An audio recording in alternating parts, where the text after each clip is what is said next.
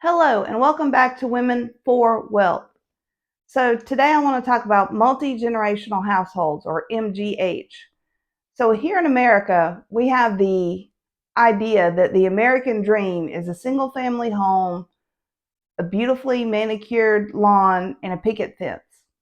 White picket fences are beautiful, and a nice manicured lawn is great too.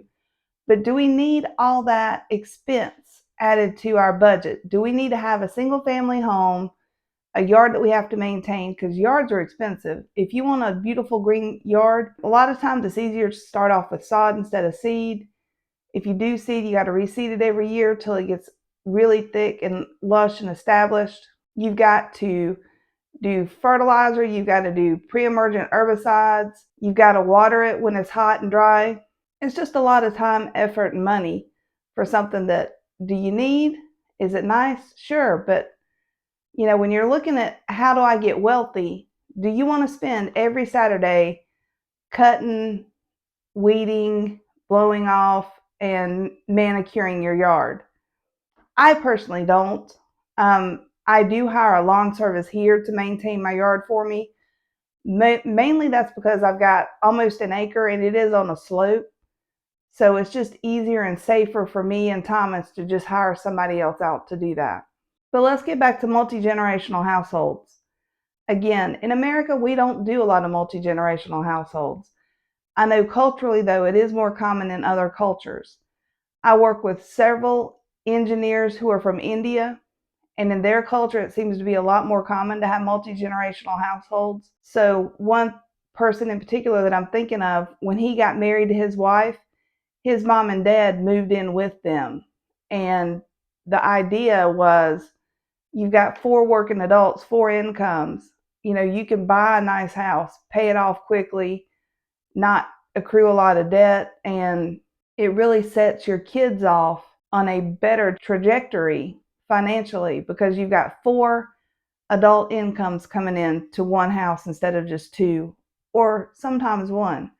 Another thing in America that's still common is the stay-at-home housewife or the stay-at-home hubby. I'm not against either one of those. If that's what your choice is, if you can afford it, if you've got a game plan in place, that's great.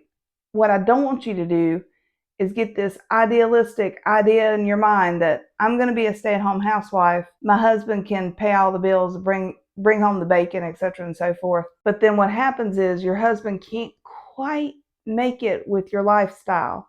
So you're constantly under stress and anxiety on how are you going to pay the bills? How are you going to cover the grocery run that week? If you're constantly stressing about how you're going to pay the bills and how you're going to take care of your family, that to me is not a good lifestyle choice. That to me is something you need to go back and reevaluate and say, okay, what's the value of me staying home? Is it worth my peace of mind? Is it worth the security for my family just for me not to work? Or should I look at full-time or at least a part-time job? When the kids are in school, you can go out and work part-time. There's work from home options you can do. Something to bring in some income to supplement your family to where you're not suffering and struggling every single month. That's what we want to get away from here. We want to get away from the stress and anxiety of the monthly bill pay game. And y'all know what I'm talking about when I say the bill pay game. I was there in the past. Other people are there today. Let's get away from that. Let's get, out of that. We don't want to do that anymore. That's not fun. That's not a sustainable lifestyle. So multi-generational households can help you get away from that and break some of those financial cycles. Another thing that is good about multi-generational households is there are a lot of benefits to it, baked in elder care. Now, I know, and I just recently was told this, and I researched it and verified it is true. The U.S. federal government will pay you $16 an hour to take care of your own parents as they get old. Now, I don't know how I feel about this. I'll just be honest with you. I think it's just the right thing to do to take care of your parents when they get old. They took care of you. You take care of them. I took care of my mom and my dad. I take care of him and help with him today. Now, my dad is not in a situation where he needs full-time health care or even just somebody there full-time. He's still doing really well. But when my mom got to the point that she wasn't, my husband and I moved in while she was end of life. And then, once all of that was past and that phase of life was through, then, we moved back into our house once Dad was ready. But we did move in to help take care of her when she was at the point where she couldn't. And unfortunately, at the same time, my dad was going through cancer treatment. So there was a lot on everybody's plate that we were trying to figure out. So if you're in a multi-family household generation, you've got baked in elder care. You also have baked in child care. So for example, the guy that I mentioned earlier, the engineer from India, his mom and dad moved in with him and his wife when they got married. So they had 4 adult incomes coming in. Now, when his wife and him decided they were ready to start having children, the mom quit her job and retired so she could stay at home and help take care of the kids so that the wife could continue to work and continue to progress her career. So the grandmother became full-time built-in babysitter, which I thought was great because she was right there. You didn't have to get up in the morning, get people ready, drop the child off at daycare before you went to school or to work. Sorry, I had my son and was working and going to school. But that was a long time ago. Let's get back to the benefits list of a multi-generational household. Multiple income streams help amortize a mortgage for a property. Basically, when you've got multiple adults working full time, you can very, very quickly pay off a home mortgage. And then you can be debt free. You can have extra money for investing. You can build wealth a lot faster. Less pollution and less waste are another benefits of a multi-generational household, because you only have one house, one yard that you're maintaining instead of 2. So you've now cut your pollution and waste in half by having a multi-generational household. If you've got grandma, grandpa, mom and dad, and kids living in a house together. Possibly less automotives, so you might not need 4 vehicles for a multi-generational house. You might be able to just have 3 vehicles, and those 3 vehicles are shared between the 4 driving adults. One less vehicle, that's one less note you got to pay every month. It's less gas, it's less operation and maintenance, less with oil change, less with tires. You name it. The operational cost of an automobile is pretty up there. So if you can reduce the number of vehicles that you need, that'll save you a lot of money. Also, higher savings rates. So if you do have a multi-generational household where you have 4 working adults with good credit scores and all 4 of you are going to have your name on that mortgage, well, then that is a very, very low risk mortgage for a lender. So you're going to get a better lending rate on that mortgage. Lower lending rates mean that you're going to spend less money for that same amount of money that you're borrowing. Healthy families. The mental health aspect of having a multi-generational house. When it's just you and your spouse, it falls on the 2 of you to have the burden of maintaining the home, maintaining the yard, taking care of each other, taking care of the kids, taking care of any pets that you have. And so there's just 2 of you to divide and split up all those responsibilities. When you've got a multi-generational household and you've got 4 adults, then you take the same amount of responsibility and you divide it by 4 instead of by 2. So it really takes a lot of the stress and responsibility away from any individual in the family because it's diversified out. Children need to feel safe. That's very important in their development. If children feel safe, then they can weather a lot of the other challenges and storms of growing up and developing. Safety and security is important. If you've got 4 family members that are there with them day out, day in, and they're able to give them, that love, that affection, all of the guiding principles, parental roles can be over 4 family members, as well as the educational duties. And when the kid gets older, carting him or her to all the after school programs, you give that child peace of mind and security knowing that there are 4 adults in their family that are there for them and taking care of them. And if anything were to happen to one of them, they would have that safety net of knowing it's going to be okay long term. I don't have to worry. One of the books I read a long time ago about a boy, It was a boy and his mom. She unfortunately had a lot of depression. She had overdosed one day, and the little boy starts spiraling because he's like, all I have in life is my mom. Who's going to take care of me? Where am I going to live? How am I going to get food? What's going to happen to me? And then throughout the book, he meets another gentleman and he becomes kind of a surrogate dad. And that gave him the security and peace of mind to be okay and know that, I want my mom here, but if something were to happen and she weren't here anymore, I'm still safe and secure. I have somebody to take care of me. Now, in the book, luckily the mom, she got therapy, she got help. She ended up being, very good long term. And so it ended up being the mom, the boy, and the gentleman friend. They were a non-nuclear family, but it worked for them in the book. I thought it was a great book. And so I just wanted to mention that about a boy. I don't remember who wrote it. I think there was a movie about it. Anyway, I digress. I'm sorry. So talking about amortization, that difficult word for me to say. So there are a couple more things that you can amortize, such as the cost of health care and child care, as well as education. So when you've got multiple income streams, when you've got 4 working adults in a household, you're able to take the cost of healthcare and childcare and divide it up across more income streams, as well as education.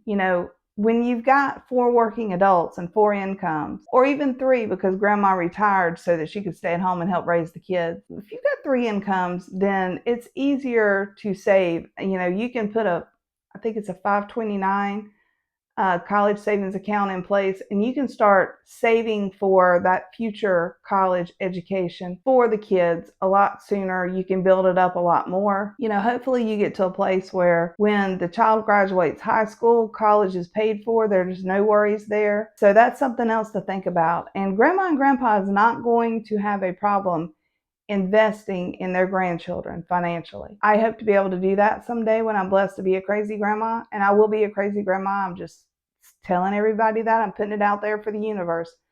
I'm very excited over the idea of being a grandma, and I want to participate in everything that I can. I want to try to help financially as much as I can. I am really excited about that possibility in the future. It's not here today, but hopefully someday. With multiple generational households, so right now, we really do not have it in the US. There might be a couple of families here and there. Most of those families are from other cultures where multi-generational households are more common.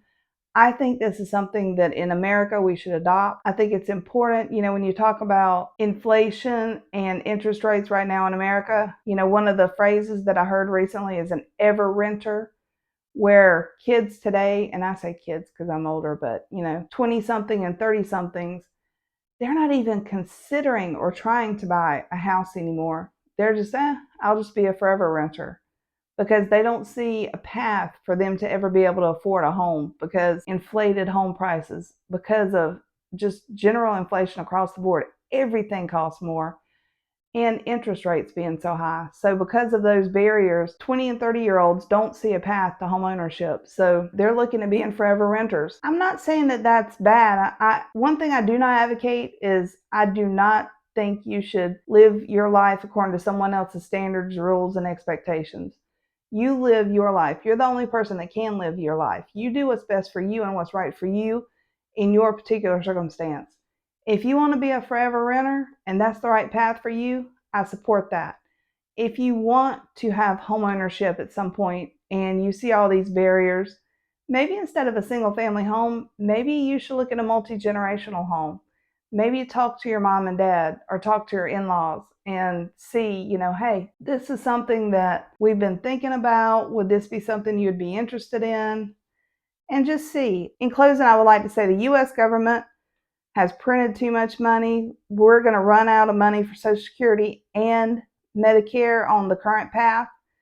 And so you have to take care of yourself and your family. That is your responsibility. Do not depend on the government. Do not expect the government to take care of you for yourself or to take care of your kids for you. This is your responsibility. You need to step up, take care of your family, yourself, your kids, you need to do the right thing. If that means you need to consider a multi-generational family household, I think it's something to consider. I currently don't live that way. Would I consider it? Yeah, I would consider it. It'd be something I would think about. And, I'm not in a position right now where my dad even wants to move in with me at this point yet. But he already has his own bedroom and own bathroom. He's got his own space here. So if he needed to, it's already set up. He could just move in, not a problem. But I know he enjoys his freedom. He enjoys his independence. So as long as he can stay that way, then he's not going to move in with us. But at some point in the future, if he needed to, sure. If the kids needed to move in for any reason, we'd have discussions. We'd have to figure it out. But I wouldn't be against having, grandkids living in the house, or every morning I could get up and make breakfast with them and spend the day with them, help them with their studies. I don't know, that might be fun for me. So we'll see where the future goes for me. Again, I'm going to live my life by the stage that I'm in. As life events happen and take place, then my situation will probably change. As of right now, Thomas and I and our 4 dogs live here at the lake, and we love it. Life is great. Dad's independent. He still lives in his own house. All the kids are independent. They're spread out all over. I've got North Carolina, 2 in Ohio, one's in the UK right now. He's performing on one of their river ships. So, I've got kids spread out doing their own thing. And I'm very proud of my kids. I'm very happy with the choices that they've made. One has bought a house. The rest of them are still renting right now. If I was approached and asked about a multi-generational household, I would consider it. We would talk about it. We would, see if it's truly right for them and us at that moment. Because again, there are a lot of benefits around multi-generational households. But I do understand, having to make sure that everything meshes. Because as an adult moving back in with your parents, when we moved in to help take care of my mom, it was a challenge. It was difficult. It was hard. So I understand that. I'm not here to tell you what to do or how to do.